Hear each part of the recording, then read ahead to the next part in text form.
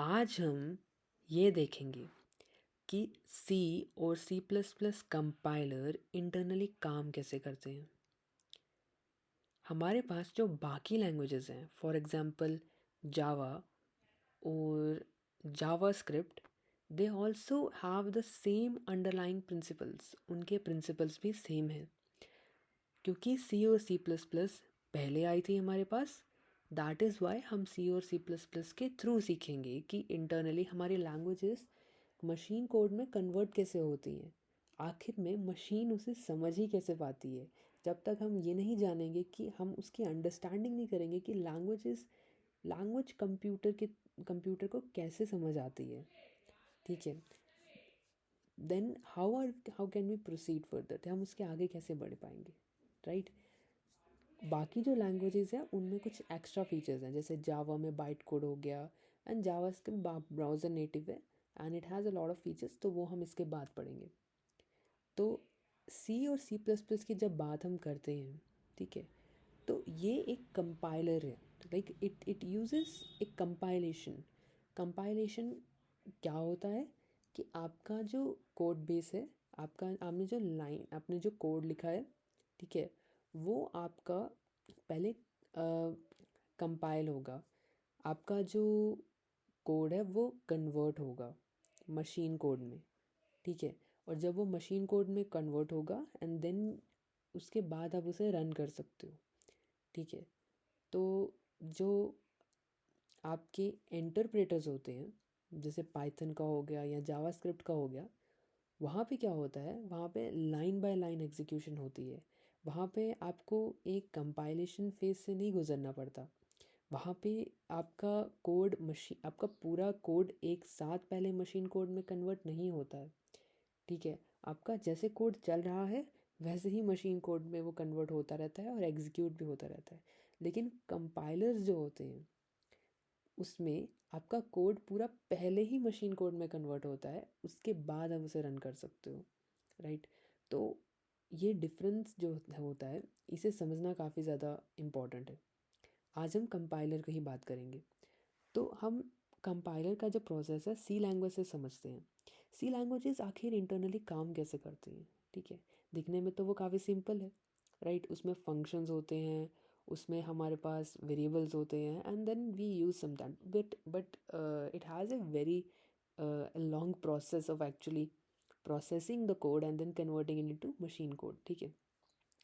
सबसे पहले सी लैंग्वेज में आपके पास एक प्री प्रोसेसर होता है। जो आपका प्री प्रोसेसर है, ठीक है, वो आपकी हेडर फाइल्स को स्कैन करता है सी लैंग्वेज में। और हेडर फाइल्स जो होती हैं, जो हमने अटैच की होती हैं, फॉर एग्जांपल हम जब उसमें प्रिंट एफ लिखते हैं या स्कैन एफ लिखते हैं, तो वो हेडर फाइल्स जो होती हैं वो आपकी सोर्स कोड में आप उसे जब यूज़ करते हो हेडर फाइल्स के फंक्शंस को, ठीक है, तो प्री प्रोसेसर के टाइम पे वो हेडर फाइल्स आपके सोर्स कोड में ही अटैच हो जाती हैं क्योंकि वो फंक्शंस आपने यूज़ किए। अब उसको कैसे पता चलेगा कि आपने जो फंक्शंस यूज़ किए प्रिंट एफ या स्कैन एफ वो कहाँ से आ रहे हैं, राइट। और अब वो कहाँ पे है, तो उसके अब वो फाइल्स के बीच में लाइक बार बार वो एक फ़ाइल से दूसरे फाइल पे नहीं जाएगा, राइट। वो क्या कर देगा, वो हेडर फाइल जो आपने ऑलरेडी एक लैंग्वेज के ऊपर आपने इंक्लूड करी है, वो उस पूरी ही फाइल ही पेस्ट कर देगा इस पर। तो that is actually faster for the machine, ठीक है। मशीन्स के लिए वो फास्ट होता है काफ़ी ज़्यादा क्योंकि उसे फाइल्स के बीच में स्विच नहीं करना पड़ेगा वो फंक्शन को ढूंढने के लिए, right. Like pre existing functions print F है, तो आप जैसे वह कौन सी आपके हेडर फाइल में होता है studio dot h, which is standard input output dot h. Dot h is an extension of an header file जो आपकी सी लैंग्वेज में यूज़ होता है, राइट। तो जब आपने फाइल्स को अटैच कर दिया प्री प्रोसेसर के टाइम पे, देन उसके बाद वो एक नेक्स्ट फेज़ पे जाता है which is the compilation phase, ठीक है। उसमें आपका कंपाइलर जो होता है वो आपका जो कोड होता है, ठीक है, जो ऑलरेडी प्री प्रोसेस्ड हो चुका है, ठीक है, अब वो उसे असेंबली कोड में कन्वर्ट करता है। असेंबली कोड जो होता है ना, वो एक ऐसा लो लेवल कोड होता है, ठीक है, जो मशीन कोड में कन्वर्ट हो सकता है। जो आपने जो भी कोड सी लैंग्वेज में लिखा है, वो सी लैंग्वेज का कोड असेंबली लैंग्वेज में जो कन्वर्ट हो रहा है उसका काम कौन कर रहा है? कंपाइलर। ठीक है, आप एक अलग से सब्जेक्ट पढ़ोगे कंपाइलर डिज़ाइन, और उसमें भी आप यही सीखोगे कि किस प्रोसेस के थ्रू आपका जो सी लैंग्वेज का कोड है वो एक्चुअली में असेंबली में कन्वर्ट हुआ, right. This is a complete subject in itself. ठीक है, उसमें आपके हर एक सिंटैक्स, आपका जो सिंटैक्स है, आपकी पार्सिंग कैसे हो रही है, आपकी वाइट स्पेसेस देखी जा रही है, हर एक चीज़ देखी जा रही है। ठीक है, और ये काफ़ी कंसिस्टेंट होता है। आपके जितने भी कीवर्ड्स होंगे लैंग्वेज के अंदर, जितने भी आपके आइडेंटिफायर्स होंगे, जितने वेरिएबल्स होंगे, उनको टोकन्स में कन्वर्ट करा जाएगा। उसकी प्रॉपर पार्सिंग होगी, और वो उसकी एग्जैक्ट मैच्ड आपको असेंबली कोड के इंस्ट्रक्शंस में मिल जाएंगे। एंड देन वो जब आपके जो इंस्ट्रक्शंस मिलेंगे, वो इंस्ट्रक्शंस आपको कुछ इस तरीके से मिलेंगे, राइट।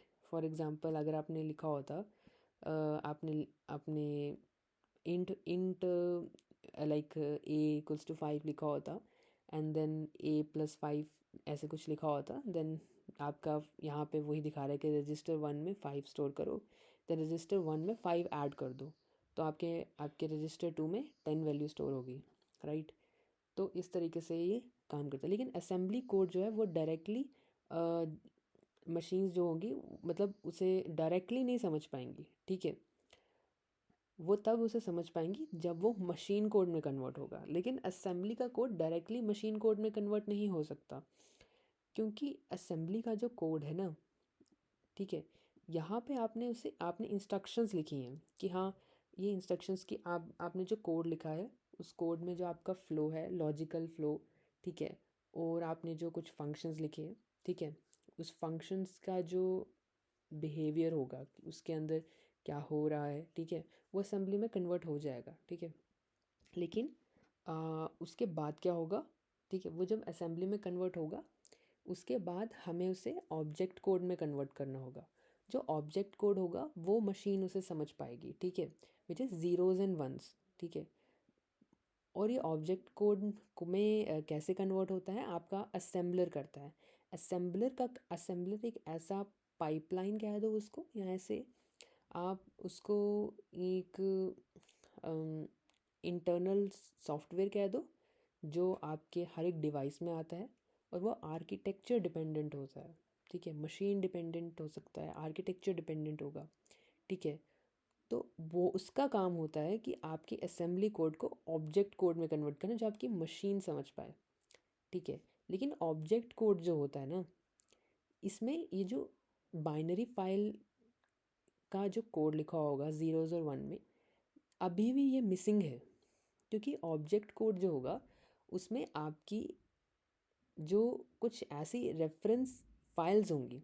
ठीक है, फॉर एग्ज़ाम्पल, आपने प्री प्रोसेसिंग के टाइम जब हमने कोशिश किया था कि हम कुछ फंक्शंस को, ठीक है, अपनी खुद की फ़ाइल में अटैच करेंगे। ठीक है, राइट, यहाँ पे फंक्शंस पूरी की पूरी फाइल ही हमने यहाँ पे अपने फाइल में अटैच कर दी, एंड देन उस वो असेंबली में कन्वर्ट हो रहा है, सारी चीज़ें हो रही हैं, बट उनके रेफरेंसेस, उन उसमें भी कुछ ऐसे फंक्शंस लिखे होंगे, कुछ ऐसे एक्सटर्नल आपके लिंकेजेस होंगे कुछ एड्रेसेस पे। ठीक है, अब आपको वो लिंकिंग करनी है, ठीक है, डिफरेंट लाइब्रेरी फाइल्स के साथ, डिफरेंट सोर्स फाइल्स के साथ, सिस्टम्स फाइल के साथ। जब तक वो लिंकिंग नहीं होगी तब तक आपका पूरा का पूरा कोड इंडिपेंडेंट नहीं होगा।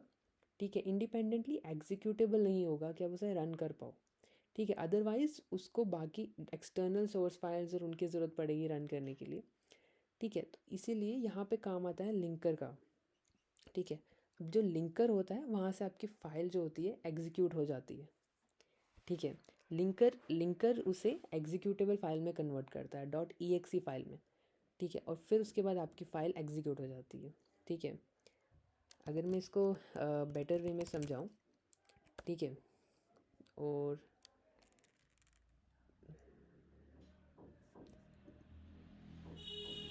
बेटर वे में मैं इसको यहाँ से ऐसे समझा सकता हूँ। ठीक है, यहाँ पे ये आपका जो सी लैंग्वेज है, आपकी जो प्री प्रोसेसिंग होती है सबसे पहले। ठीक है, प्री प्रोसेसिंग से आपको .i फाइल मिलती है।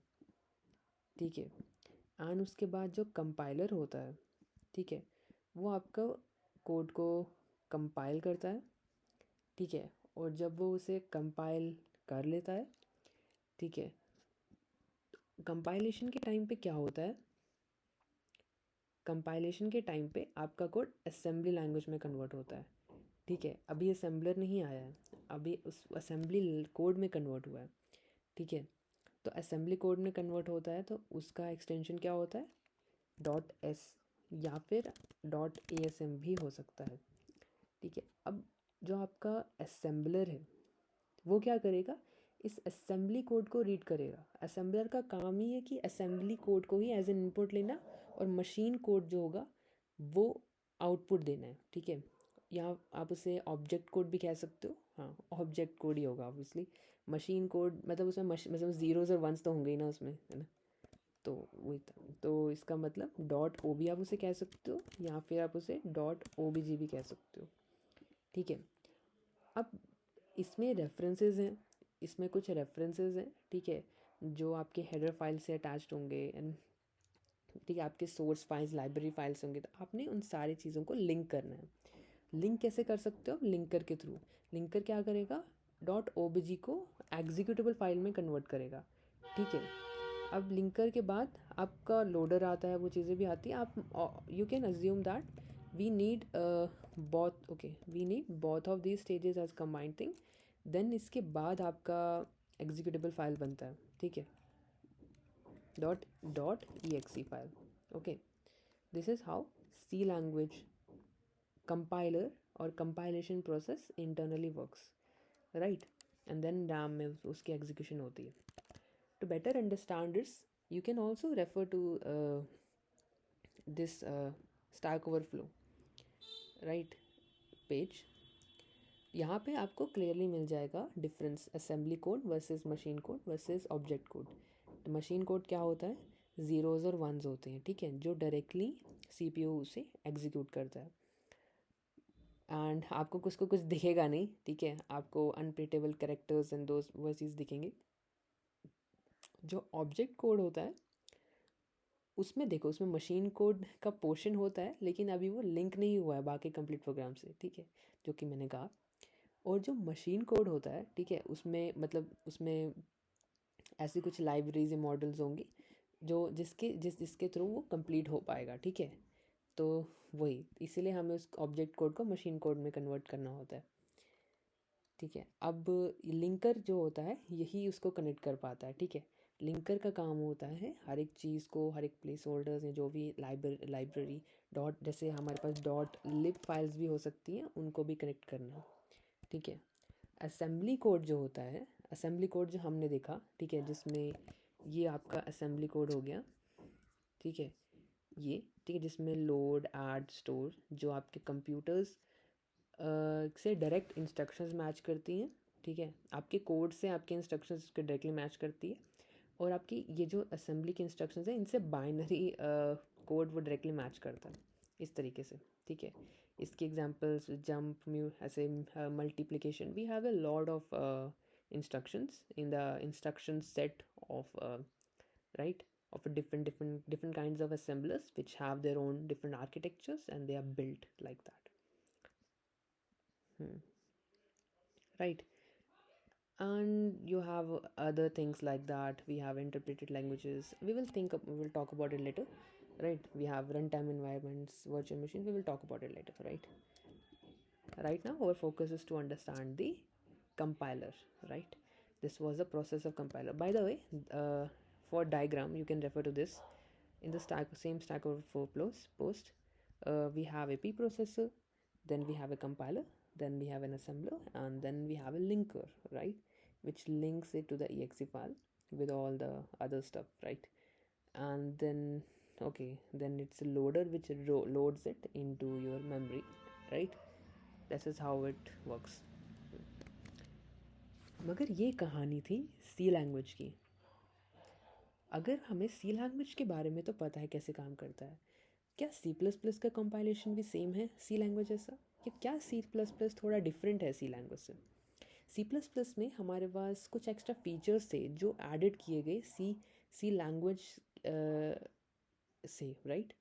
तो जैसे कि क्लासेस हो गए, और टेम्पलेट्स हो गए, वर्चुअल टेबल्स, वर्चुअल फंक्शंस हो गए, फ्रेंड फंक्शंस हो गए, बहुत सारे फीचर्स हो गए, ठीक है, जेनरिक्स हो गए।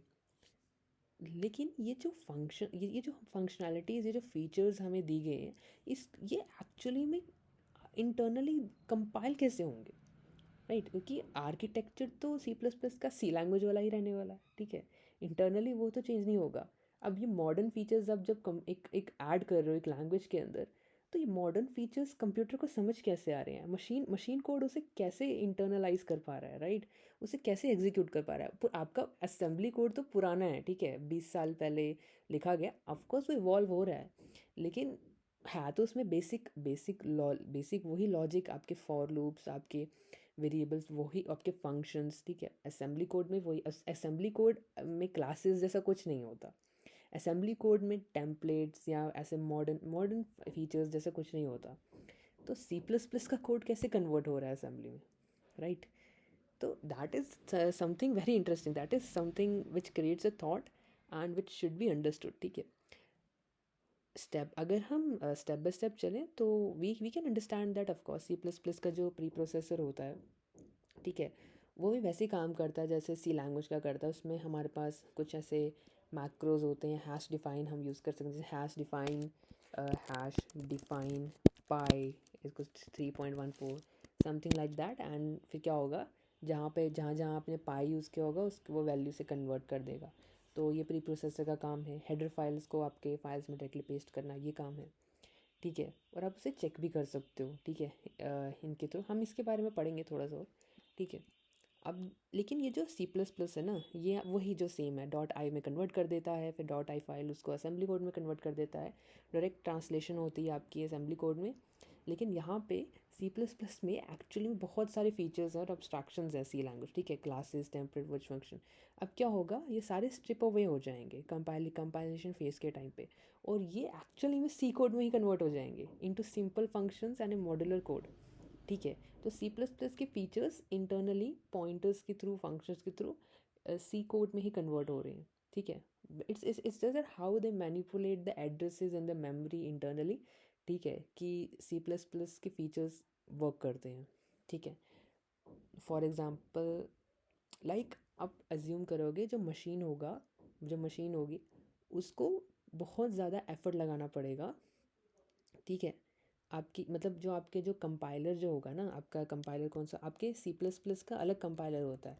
आपका सी प्लस प्लस का होता है G C C plus plus, ठीक है, जी सी सी, ठीक है, G C C plus plus, और you can say G plus plus, ठीक है, यह आपके सी प्लस प्लस का कंपाइलर होता है। लेकिन आपके सी लैंग्वेज का जो कंपाइलर होता है वो सिंपल होता है, वो सिर्फ जी सी सी होता है, ठीक है।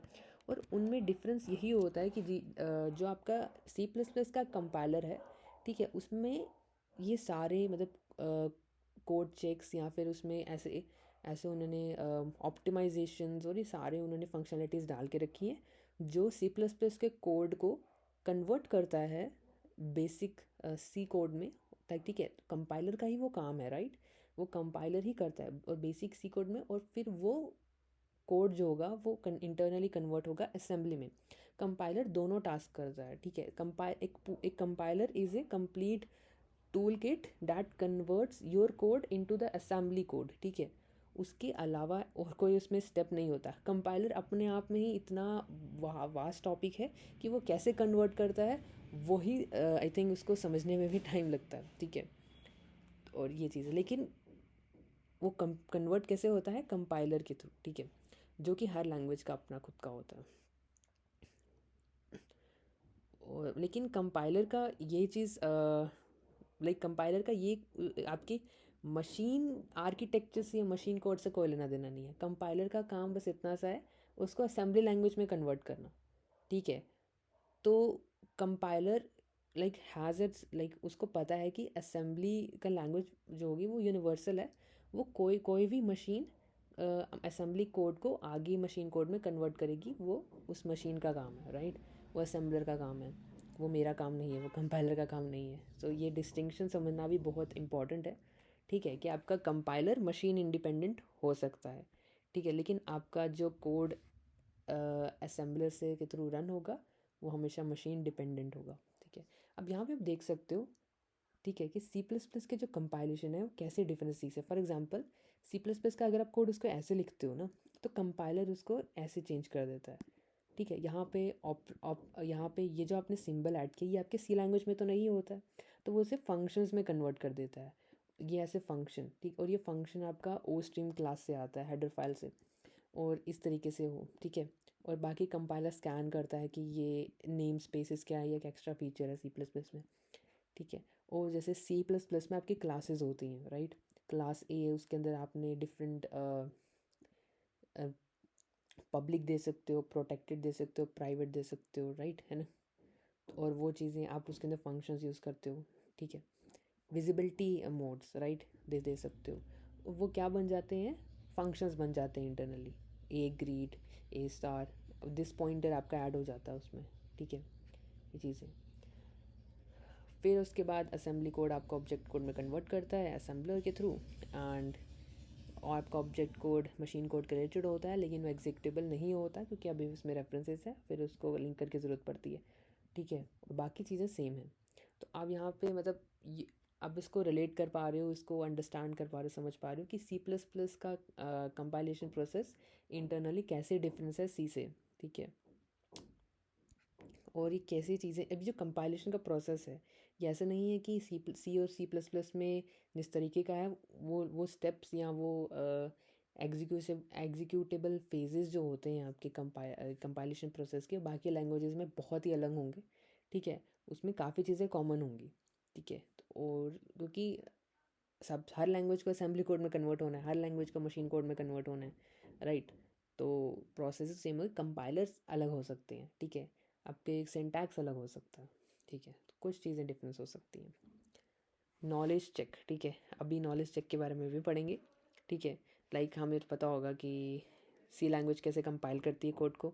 ठीक है, अब आप इसको अंडरस्टैंड कर चुके हो। Preprocessor C plus plus कैसे डिफरेंस है सी से, और लिंकर कैसे डिफरेंट है सी प्लस प्लस का और सी का। ठीक है, लिंकर आप मतलब, ठीक है, उसमें भी डिफरेंट फाइल्स होती, सी प्लस प्लस में डिफरेंट फाइल्स होती हैं और सी में डिफरेंट फाइल्स होंगी, system files and all those things. ठीक है, अभी like for example for your own personal studies and understanding you can take reference from this assignment. ठीक है, हम कुछ और जो रेफरेंसेस हैं मेरे पास, हम उनको और डिटेल में थोड़ा पढ़ेंगे अभी। ठीक है, फॉर एग्जांपल मैं आपको एक कोड दिखाता हूँ। ठीक है, ये हमने पढ़ लिया है, मैं आपको एक कोड दिखाता हूँ। ये आपका कोड है। ठीक है, ये किसी स्पार्टन ने लिखा है। ठीक है, तो ये जो कोड है यहाँ से आपको इंटरनली पता चलेगा कि एक्चुअली सी प्लस प्लस कैसे कन्वर्ट हो रहा है स्टेप बाय स्टेप। ठीक है, तो अगर आप यहाँ पे जब अपना कोड लिखते हो ऐसे, ठीक है, इंट मीन एक एक ए की वैल्यू 2 है, आपने ए प्लस प्लस किया, क्या हो गया, 2 3 बन गया, एंड देन आपने उसको प्रिंट कर दिया। ठीक है, this is a syntax to print it using an operator and cout. ठीक है, सी आउट। ओके, अब यहाँ पे आप इस ये इंटरनली आप प्री प्रोसेसिंग चेक करना चाहते हो कि कैसे हो रही है, आप उसको कैसे चेक करोगे। ठीक है, आप उसको ऐसे चेक करोगे, जी प्लस प्लस स्लैश ई, ठीक है, मेन सी पी पी, और आउटपुट जो होगा आप उसको देखना चाहते हो आई का, डॉट आई से प्री प्रोसेस फाइल, तो वो इस तरीके से दिखेगा ऐसे। ठीक है, अब यहाँ पे क्या हो रहा है ना, यहाँ पे आपने सी पी पी के अंदर जो हैश इंक्लूड आईओ स्ट्रीम डाला था ना, सारा का सारा कोड फाइल का आईओ स्ट्रीम का यहाँ पे पेस्ट होते हुए आपको नज़र आ रहा होगा। ठीक है, सारे फंक्शंस, सारे के सारे टेम्पलेट लिटरल्स, ठीक है, namespaces, all those things, and if you go down there is at least 36,000 lines of code. ठीक है, after the preprocessing, and in the very end you will find your small code which is also pre-processed, right. It automatically created a new variable b which is equal to 3, right, and then it did a plus b। अगर आप अपने सी plus plus के code में देखोगे वहाँ पे आपने ए plus plus किया था। ठीक है, तो इंटरनली प्लस प्लस ऐसे काम कर रहा है। ठीक है, प्लस प्लस इंटरनली खुद का एक वेरिएबल बनाता है, और वेरिएबल बनाने के बाद ये सारी चीज़ें प्री प्रोसेसिंग के टाइम पे हो रही है। ठीक है, ये चीज़ें है ना। अब यहाँ पे और भी बहुत सारी फाइल्स हैं, यहाँ पे आपकी जो आपकी लिंकिंग के टाइम पे ये जो आपकी ये चीज़ें यूज़ हो रही हैं, ये जो फाइल्स है कहाँ से इंक्लूड कर रहा है, ये और भी चीज़ें इंक्लूड कर रही है। ठीक है, डिफरेंट रेफरेंसेस, ये आपके लिंकिंग एंड टाइप पे अटैच होंगी। अब हम सेकंड एग्जांपल देखते हैं। ये आपका सेकंड एग्जांपल आपका कोड है, ठीक है। Value of a before incrementing, increment after incrementing, this is increment dot h. ये आप खुद इंक्लूड कर सकते हो अपनी खुद की फाइल।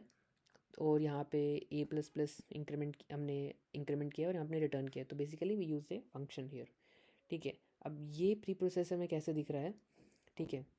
हम फिर से लास्ट में जाते हैं फाइल के, and then we will be able to see, इस तरीके से आपका कोड आ जाता है। तो इसमें आपने जो इंक्लूड किया था इंक्रीमेंट डॉट एच को, वो पहले अटैच हो गया, ठीक है, वो पहले अटैच हो गया और वहाँ पे पूरा ऐसे कोड आ गया। और उसके बाद है ना आपका ये आया है ना, ये आपके जो कोड आप जो मेन का कोड है, ठीक है, जो बाकी फाइल्स को जिसने इंक्लूड किया है ये वाला, ठीक है। तो this is how it works. Macros के एग्जांपल हम देख सकते हैं, ठीक है। मैक्रोज में क्या होता है, जैसे हमने डिफ़ाइन किया ओपन ब्रैकेट्स को, आप ऐसे डिफ़ाइन कर रहे हो, क्लोज ब्रैकेट्स को ऐसे। अब यहाँ पे आपने ओपन ब्रैकेट ओपन ब्रेस लिख दिया सीधा, ठीक है। अब क्लोज ब्रेस आपने ऐसे लिख दिया, आप ब्रैकेट्स का यूज़ नहीं कर रहे हो, ठीक है, जस्ट फॉर लर्निंग पर्पसेस, ऐसे कभी करना मत, ठीक है। तो यहाँ पे आई के अंदर क्या हो रहा है, अच्छा, क्योंकि यहाँ पे देखो, यहाँ पे आपने हैश इंक्लूड आईओ स्ट्रीम नहीं किया है, तो आईओ स्ट्रीम प्री प्रोसेसर के अंदर तो आएगा नहीं, ठीक है। उसके अंदर सिर्फ आपकी जो मैक्रोज हैं हैश डिफाइन, यही आपको नज़र आएंगे कि एक्चुअली में क्या आया है, ठीक है। तो सबसे पहले कमांड लाइन बिल्ट इन आपकी ये चीज़ है, प्री डिफाइंड डॉट एच, ठीक है, जिसके थ्रू आपके जो आपने जो आई थिंक जो हमने मैक्रोज डिफाइन किए थे वो प्रोसेस होके कन्वर्ट होंगे एंड देन आपके ब्रैकेट्स में ये कन्वर्ट हो गए, ठीक है। तो इस तरीके से ये काम करता है। अब हम सेकंड फेज़ पे आते हैं, कंपाइलेशन। ये हमने देखा अभी प्री प्रोसेसिंग कैसे होती है एक सी प्लस प्लस के लैंग्वेज में, ठीक है। अब हम कंपाइलेशन के फेज़ में आते हैं। कंपाइलेशन में अगर मैं यहाँ पे देखूँ सी प्लस प्लस लैंग्वेज में, ठीक है, तो यहाँ पे आपने ये कोड लिखा a equals to a plus plus, ठीक है। अब मैं इसका वो है, अगर ये आपकी प्री प्रोसेसिंग फाइल है डॉट आई, ये आपकी कौन सी फाइल है, असेंबली कोड है ये आपका डॉट एस, ठीक है। और वो कैसे आपको दिखेगा, आप जी प्लस प्लस से डैश एस कर सकते हो, और आपका जो प्री प्रोसेस्ड फाइल है उसके आउट आप उसका आपको आपको आउटपुट चाहिए आपका असेंबली कोड में डॉट एस में, राइट। तो आप इसको ऐसे देख सकते हो, ठीक है। अब ये आपका असेंबली कोड में आया है, ठीक है, ये आपका असेंबली कोड है, बट ये मतलब इट्स नॉट हाईली ऑप्टिमाइज, ठीक है। ये असेंबली कोड डायरेक्टली आपके कंपाइलर ने कन्वर्ट किया। किसने कन्वर्ट किया, जीसीसी ने, ठीक है। और जीसीसी ने इसको कैसे कन्वर्ट किया है, ठीक है, एक सेकेंड, ये देखो आपके ओरिजिनल कोड क्या था, a equals to a plus plus, ठीक है। तो यहाँ पे क्या कर रहा है आपका, पहले फंक्शन स्टार्ट होगा यहाँ पे, ठीक है। फिर उसके बाद स्टेप बाय स्टेप वो देख रहा है, यहाँ पे उसने रजिस्टर लिया ए, ठीक है।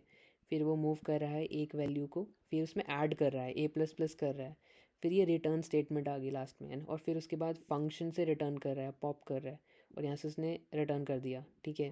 तो इस तरीके से ये आपका मेन फंक्शन चल रहा है। तो ऐसे काम करता है असेंबली के कोड में, ठीक है। और साइज़ कितना होगा मेन फंक्शन, ये कुछ वेरिएबल्स हैं इंटरनली जो इन्होंने ग्लोबली अपने आई थिंक जीसीसी कंपाइलर ने अटैच किए होंगे दूसरे फाइल्स के साथ, राइट। और दूसरा आप ये भी देख सकते हो dot A S M dot assembly, this is much more cleaner. I mean ये जो डॉट एस है ये थोड़ा जीसीसी कंपाइलर ने, ठीक है, असेंबली कोड बनाया विच इज़ नॉट ऑप्टिमाइज्ड, ठीक है, नॉट क्लीन, ठीक है। ये असेंबली कोड ये है आपका मतलब असेंबली कोड, ठीक है, dot A S M file से, ठीक है। अब इसमें आप और क्लियरली देख सकते हो, आपके एड्रेसेस भी देख सकते हो, ठीक है, कि अब वो पहले पुश हुआ, ठीक है, पुश हुआ, ये आपका फंक्शन था, ठीक है। फिर उसके बाद आपका यहाँ पे आपका ये दिख रहा है कि रजिस्टर, ठीक है, रजिस्टर आपका यहाँ पे जो रजिस्टर है, ठीक है, वो आपका आया, ठीक है। उसके बाद यहाँ पे वैल्यू टू वैल्यू आपके ए वेरिएबल के अंदर आई, फिर वो ऐड हुआ उसमें, फिर उसके बाद आपका, ठीक है, फंक्शन जो है ठीक है, वो रिटर्न करने की कोशिश कर रहा है, ठीक है। उसके बाद मूव करने की कोशिश कर रहा है आपके जो फंक्शन की जो रिटर्न वैल्यू होगी उसमें, उसको पॉप कर रहा है एंड देन रिटर्न कर रहा है, ठीक है। तो इस तरीके से काम कर रहा है ये। कंपाइलेशन फेस, कंपाइलर कैसे काम करता है इंटरनली असेंबली कोड से, राइट। अब हम सेकंड एग्जांपल देखें। ओके, ये खाली है। अब हम लिंकिंग फेस को देखते हैं, ठीक है। Linking face, okay, linking face I think इधर नहीं है, आर्टिकल में होगा, ठीक है। ये तो उसमें वैसे ही है, ठीक है। ये आपकी प्री प्रोसेसिंग होती है, compiling, assembling, linking, okay. Pre processing हमने देखा, प्री प्रोसेसिंग कैसे होती है, आपकी ये फाइल्स आती हैं, आपकी अटैच कर जाती हैं, जैसे extern, istream, ostream, ठीक है। एंड देन आपकी कंपाइलिंग होती है, ठीक है। कंपाइलिंग में आपका कंपाइलेशन में असेंबली कोड में कन्वर्ट होता है, ठीक है। इस तरीके से भी हो जाता है। आप ऑब्जेक्ट डंप भी कर सकते हो यूज़, ठीक है। Different levels of optimization compiler flags के थ्रू, जिससे आपके कंपाइलर की आपके कोड की परफॉर्मेंस इंप्रूव होती है। फिर असेंबलिंग, ठीक है। फिर आपका असेंबलर होता है, वो उसको ऑब्जेक्ट कोड में कन्वर्ट करता है, राइट। एंड फिर उस ऑब्जेक्ट कोड एक्चुअली में ज़ीरोज़ और वंस होंगे, ठीक है। उसमें कुछ ऐसे रेफरेंसेस होंगे, ठीक है। I think I will show you, ठीक है। उसके बाद आपका लिंकर होता है जो उसे लिंक करता है, और लास्ट में उसे डॉट एग्जीक्यूटेबल फाइल में कन्वर्ट करता है, ठीक है, लोडिंग। तो इस तरीके से ये काम करता है। आई थिंक मैंने हाँ, ये देखो, आपका इसमें लास्ट में फंक्शन जो होगा ना, function signatures and symbol names आपके ऑब्जेक्ट फाइल्स के अंदर डॉट ओबीजी के अंदर ऐसे दिखेंगे, ठीक है। These are addresses to the functions, ठीक है। और इसको आप कैसे कह सकते हो, मैंगल्ड और डेकोरेटेड, ठीक है। मैंगल नेम्ड क्या करता है, मतलब एनकोड करता है फंक्शन नेम को, या आपके पैरामीटर के टाइप्स को, या आप किस तरीके से कॉल कर रहे हो एड्रेसेस वगैरह, वो चीज़ें, ठीक है। और आपका सिंपल मल्टीप्लिकेशन फंक्शन आपका जैसे आपके असेंबली कोड के अंदर आई मल होता है, ठीक है आपके, ठीक है। ये रिटर्न करेगा एक रजिस्टर के अंदर 86 आर्किटेक्चर के अंदर डॉट ई एक्स होगा, इस तरीके से, ठीक है। बाकी चीज़ें तो आपको समझ आ गई होंगी। टोकनाइजेशन होती है पार्सिंग कंपाइलेशन के अंदर, जो आपका कोड को असेंबली कोड में कन्वर्ट करता है। And then now let us study a little bit more in depth, ठीक है। थोड़ा सा और डीप में इसको अंडरस्टैंड करते हैं। फॉर एग्जांपल ये एक आपका डॉट जर्नो के सी प्लस प्लस की वीडियोस काफ़ी अच्छी हैं, तो उसमें उसने एक्सप्लेन किया है, ठीक है, इसी को, ठीक है। प्री प्रोसेस स्टेटमेंट्स आपके डिफाइन वगैरह आप यूज़ करते हो, तो उसने मल्टीप्लिकेशन के थ्रू एक्सप्लेन किया है। फॉर एग्जांपल, ठीक है, यहाँ पे मल्टीप्लिकेशन का उसने कोड लिखा है, ठीक है। मल्टीप्लिकेशन के कोड का वैसे आपको दिखा रहा है कि कैसे कन्वर्ट हो रहा है, ठीक है, इंटरनली। अभी थोड़ा सा आगे हम जाएंगे, इसके dot O B J file इसकी इसके पास आई है, आई फाइल आई है, ठीक है। और ये ऐसे ये देखो, हाँ, ओ बी जे फाइल ऐसे दिखती है, ठीक है। ओ बी जे फाइल में ऐसे आपके नंबर्स होंगे, ऐसे एड्रेसेस होंगे, ठीक है। ये एड्रेसेस हैं, कितने सारे एड्रेसेस हैं, ठीक है। और ये कितना लॉन्ग होगा, ये बहुत बहुत बड़ा होगा ये, ठीक है, एक सिंपल से कोड के लिए, ठीक है। और I think assembly out only listing, ठीक है, असेंबली कोड भी दिखाएंगे, अब दिखाएगा भी ये असेंबली कोड में कन्वर्ट हुआ है, ठीक है। और असेंबली कोड में यहाँ पे थोड़ा सा क्लियरली आ रहा है, पुश, मूव, मल्टीप्लाई, और ठीक है, डिफरेंट डिफरेंट चीज़ें, ठीक है। आई मल लास्ट में आपको दिख रहा होगा लाइन 3 में, आई मल which is use for the multiplication, ठीक है। एंड इसके बाद ये देखो आई मल, एंड देन पॉप लाइन, ये लाइन बाय लाइन इसमें असेंबली कोड लिखा गया है। एक लाइन के लिए असेंबली कोड के कितने सारे मतलब इंस्ट्रक्शंस लिखे गए हैं, ठीक है, एक पर्टिकुलर। तो अगर आप यहाँ पे देखोगे, ये जो असेंबली कोड है, आई थिंक 10 लाइन्स का, this is for single line of code that you have written, ठीक है। That will be int a equals to 2। तो कंप्यूटर्स कितना काम करते हैं इंटरनली, ठीक है। तो इस तरीके से ये काम करता है, ठीक है। एंड इसके बाद, ठीक है, तो हमने ये पढ़ा। एंड देन हम ये जो बुक यहाँ पे अगर मैं आप देखोगे असाइनमेंट के अंदर C++ कैसे कंपाइल होता है प्रोग्राम, इसके बारे में हमने पढ़ा। ये बुक होगी, इसका सेकंड चैप्टर ज़रूर पढ़ना, ठीक है। Deep dive into C++ compilation. यहाँ से जो हमने कवर किया है वो थ्योरेटिकली लिखा गया है यहाँ पे, ठीक है। आपका आपके कंपाइलेशन में pre processing, compilation, assembly, leaking कैसे होती है, सेम वही है जो हमने डिस्कस किया है, ठीक है। इसमें कुछ एक्स्ट्रा आपके कीवर्ड्स होंगे, वर्डिंग्स होंगी, थोड़ा डिटेल में होगा। जैसे आपकी कंपाइलेशन फेज़ के अंदर क्या होता है, जिसे हम ट्रांसलेशन स्टेज भी कहते हैं, उसके अंदर आपके सिंटैक्स और सिमेंटिक एनालिसिस होता है। और आपकी जो हम डॉट आई था ना, उसको हम एक्चुअली बोलते हैं इंटरमीडिएट रिप्रेजेंटेशन, ठीक है। और उसमें डिफरेंट, आई थिंक सबकी अपनी खुद की रिप्रेजेंटेशन होती है। जीसीसी की जी इम्पल होती है, अरे ठीक है, और या फिर मुझे रजिस्टर ट्रांसफ़र लैंग्वेज भी कह सकते हैं, ठीक है। अब यहाँ पे काफ़ी इंटरेस्टिंग से स्टेटमेंट्स, मतलब कोड ऑप्टिमाइजेशन काफ़ी यूनिक वे से करी जा सकती है, ठीक है। डिफरेंट कंपाइलर्स अपने अपने तरीके से करते हैं। लाइक कांस्टेंट फोल्डिंग तो होती ही है, जैसे आपकी कोई भी आपने कांस्टेंट एक्सप्रेशंस लिखी है ना, तो आपके कंपाइल टाइम ही आपके वो एक्सप्रेशंस इवेल्युएट हो जाते हैं। उनकी उनकी जो लॉजिकल कैलकुलेशंस होती हैं वो ऑलरेडी उसमें कंप्लीट हो जाती है, ठीक है। तो और वो मेमोरी में ऑलरेडी कैलकुलेटेड वैल्यू स्टोर करके रखते हैं।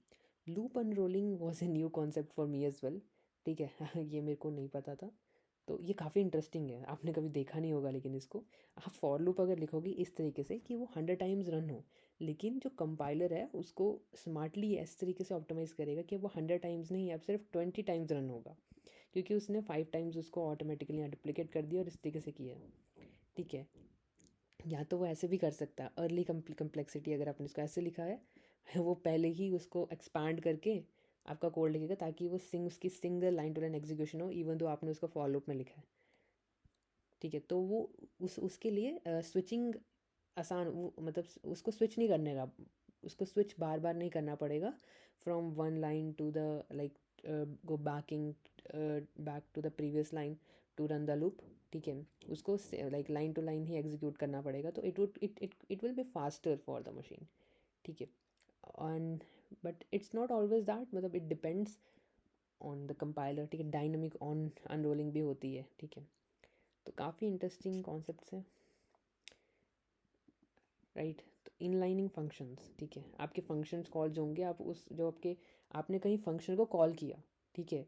लाइक मैंने एक फंक्शन लिखा है एक जगह पे, फंक्शन मैंने लिखा है लाइक ऐड फंक्शन या मल्टीप्लाई फंक्शन, जिसके अंदर मल्टीप्लाई हो रही दो वैल्यूज़। अब मैंने उसको नीचे 5 बार कॉल किया, ठीक है। अब मैंने उसको 5 बार कॉल किया, तो कंपाइलर बार बार फंक्शन के पास जाके वहाँ पे उसको कोड रन नहीं करेगा, वो 5 बार सेम फंक्शन जो है उधर ही पेस्ट कर देगा। वो उस इंटरनली कंपाइलर जो होगा वो उसको डुप्लीकेट पेस्ट कर दे, ताकि उसके लिए line to line execution easy हो जाए लास्ट में। और आई थिंक वो ऑप्टिमाइज्ड कोड ऑप्टिमाइजेशन ही उसको क्या कहेंगे हम, ठीक है। तो और भी काफ़ी इसमें इंटरेस्टिंग चीज़ें हैं जो आप उसको पढ़ सकते हो, ठीक है। लिंकिंग स्टेज में आपकी लाइब्रेरी फाइल्स देखो, dot lib files, dot A files भी कह सकते हो उसको, share libraries, dot D L L या डॉट सो फाइल्स। बहुत सारे आपके एक्सटेंशंस होते हैं, डिफरेंट फाइल्स होती हैं। और आपकी जो एग्जीक्यूटेबल फाइल है, आप डॉट आउट भी उसको कह सकते हो, ठीक है। ज़रूरी नहीं डॉट ई एक्स फाइल ही हो। एड्रेस आपके मेमोरी एड्रेसेस भी देता है फंक्शंस और वेरिएबल्स को, सिंबल रेजोल्यूशन, ठीक है। ऑप्टिमाइजेशन आपके कंपाइलेशन के बाद भी होती है, लिंक टाइम ऑप्टिमाइजेशन भी होती है, ठीक है। और भी काफ़ी डिटेल में है, ठीक है, ठीक है। ज़रूर पढ़ना इसको। एंड देन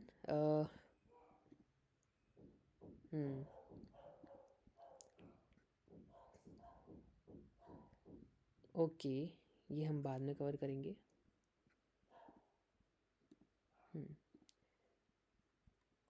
आई थिंक आज के लिए इतना काफ़ी है, ठीक है। नेक्स्ट क्लास में हम ये पढ़ेंगे, मतलब नेक्स्ट टाइम जो टॉपिक होगा वो इस बारे में होगा कि जो कंपाइलर है, ठीक है।